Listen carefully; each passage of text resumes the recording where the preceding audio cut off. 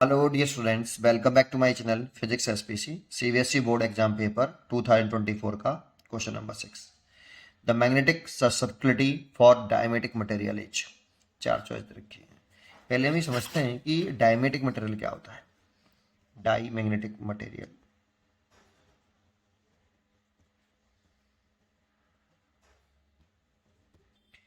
तो ऐसे मटेरियल, जैसे ये एक डायमेटिक मटेरियल मान लिया मैंने। इस मटेरियल को अगर हम किसी एक्सटर्नल मैग्नेटिक फील्ड में रखते हैं V नॉट में, मतलब इस जगह पर एक एक्सटर्नल मैग्नेटिक फील्ड है आपका, ऐसे अप्लाइड किया हमने ये मैग्नेटिक फील्ड इस मैग्नेटिक डायमेटिक मटेरियल पर। तो जैसे रखेंगे तो ये जो डायमेटिक मटेरियल होता है ये मैग्नेटाइज हो जाता है feebly in the opposite direction of external magnetic field. हमने एक्सटर्नल मैग्नेटिक फील्ड इधर लगाया तो ये फीबली मैग्नेटाइज हो जाएगा। दैट मीन्स इसमें एक मैग्नेटिक डायपोल मूवमेंट डेवलप हो जाएगा, induced magnetic dipole movement. Very small होगा ये, एम कैसा होगा, बहुत छोटा होगा। फीबली मैग्नेटाइज होता है बेटा, और अपोजिट डायरेक्शन में होता है मैग्नेटिक फील्ड के। या ऐसे समझ सकते हो कि आप जैसे ही इसे एक्सटर्नल मैग्नेटिक फील्ड में रखा तो इसके अंदर एक इंड्यूस्ड मैग्नेटिक फील्ड डेवलप हुआ, बी इंड्यूस्ड, इस एक्सटर्नल मैग्नेटिक फील्ड के अपोजिट डायरेक्शन में। लेकिन ये इंड्यूस्ड मैग्नेटिक फील्ड छोटा है किससे, बी नॉट से। बी नॉट बड़ा है बी इंड्यूस से। इसका मतलब ये हो गया कि अगर हम ये एक्सटर्नल मैग्नेटिक फील्ड में रखा तो बाहर मैग्नेटिक फील्ड तो बी नॉट है, लेकिन अंदर जो मैग्नेटिक फील्ड है वो बी है, और बी वेक्टर की वैल्यू लिखें, ये नेट मैग्नेटिक फील्ड हो गया बेटा। तो B vector is equal to कितना हो गया, B naught vector plus B induce vector. लेकिन इसको अगर हम मैग्नीट्यूड फॉर्म में लिखते हैं तो B is equal to B naught की और बी इंड्यूस की डायरेक्शन अपोजिट है, इसीलिए माइनस बी इंड्यूस। तो देखो बाहर मैग्नेटिक फील्ड रहा बी नॉट और अंदर मैग्नेटिक फील्ड हो गया बी नॉट से कम। कितना कम, इंड्यूस मैग्नेटिक फील्ड के बराबर कम हो गया। तो दैट मीन्स इसका अगर हम डायग्राम बनाना चाहें मैग्नेटिक फील्ड लाइंस का तो इस तरह से बना सकते हैं कि ये मैग्नेटिक फील्ड लाइंस ऐसे, अब यहाँ पर मैग्नेटिक फील्ड लाइंस ऐसे है और यहाँ पे गैप बढ़ जाएगा बेटा ऐसे, फिर यहाँ पे गैप कम हो जाएगा, फिर यहाँ पे गैप कम है, फिर अंदर मैग्नेटिक फील्ड लाइंस के बीच में गैप बढ़ जाएगा, फिर ऐसे हो जाएगा। This is a magnetic field lines ऐसे।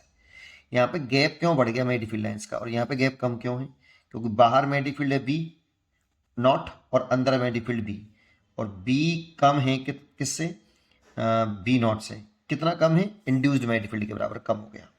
देखो बी नॉट ये बी है और ये इंड्यूस्ड मैग्नेटिक फील्ड है, तो ये मैग्नेटिक फील्ड लाइंस के बीच में गैप बढ़ गया। दैट मीन्स ये गैप बढ़ना ही बता रहा है कि यहाँ पर मैग्नेटिक फील्ड अंदर कम है। अब इसको हम कैसे बोल सकते हैं, तो दो पॉइंट होते हैं बेटा। एक होता है एच,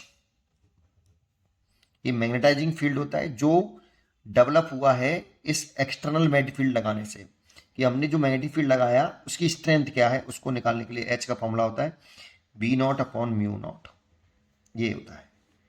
इसे मैग्नेटाइजिंग फील्ड बोलते हैं एच। ये एक्सटर्नल मैग्नेटिक फील्ड पर डिपेंड करता है जो हमने अप्लाइड किया है।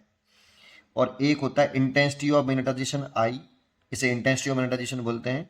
ये होता है, एक तो लिखते हैं magnetic dipole moment, induced magnetic dipole moment, ये इंड्यूस्ड मैग्नेटिक डायपोल मोमेंट है अपॉन पर यूनिट वॉल्यूम, ये वॉल्यूम है बेटा, पर यूनिट वॉल्यूम।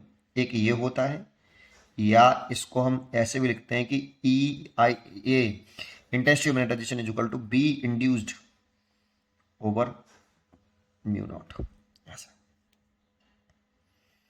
है ना। और ये वेक्टर क्वांटिटी है इंटेंसिटी ऑफ मैग्नेटाइजेशन, और मैग्नेटिक डायपोल मोमेंट भी वेक्टर क्वांटिटी है, इंड्यूस्ड मैग्नेटिक फील्ड लिखते हैं, ये इंटेंसिटी ऑफ मैग्नेटाइजेशन है। लेकिन हमें तो बात करनी है मैग्नेटिक ससेप्टिबिलिटी पर, जाइएम पर। ये फॉर्मूला होता है आई अपॉन एच। अब सोचो इसमें आई कैसा है बेटा, क्योंकि ये एम कैसा है सोच के बताओ, एम बहुत छोटा है। तो इंड्यूस्ड मैग्नेटिक डायपोल मोमेंट पर वॉल्यूम वेरी स्मॉल है ये, तो आई भी वेरी स्मॉल होगा। तो इसमें आई जो होगा डायमेटिक मटेरियल में आई वेरी स्मॉल होगा, है ना। ठीक है सर। अब आई वेरी स्मॉल है तो जाइए हम कैसा होगा बेटा, वेरी स्मॉल। या इसको ऐसे ले सकते हो, इसकी जगह पे आप ले सकते हो B induce divide by mu naught, और इसकी जगह पे लिख सकते हो एच की जगह पे B naught upon mu naught, ये से कैंसिल।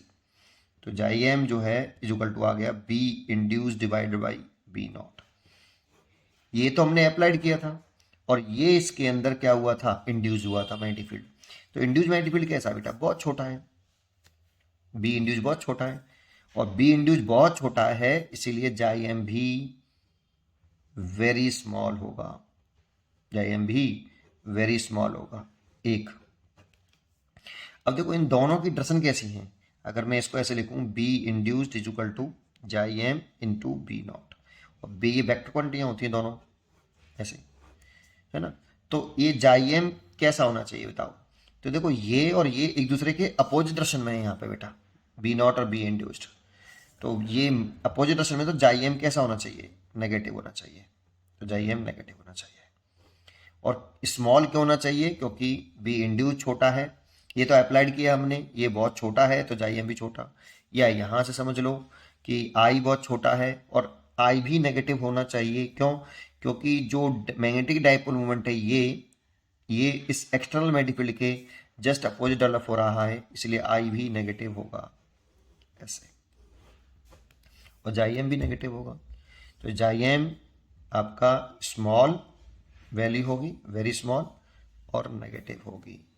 आपको उम्मीद करता हूँ कि आपको ये जरूर समझ में आया होगा। पढ़ते रहिए और खुश रहिए।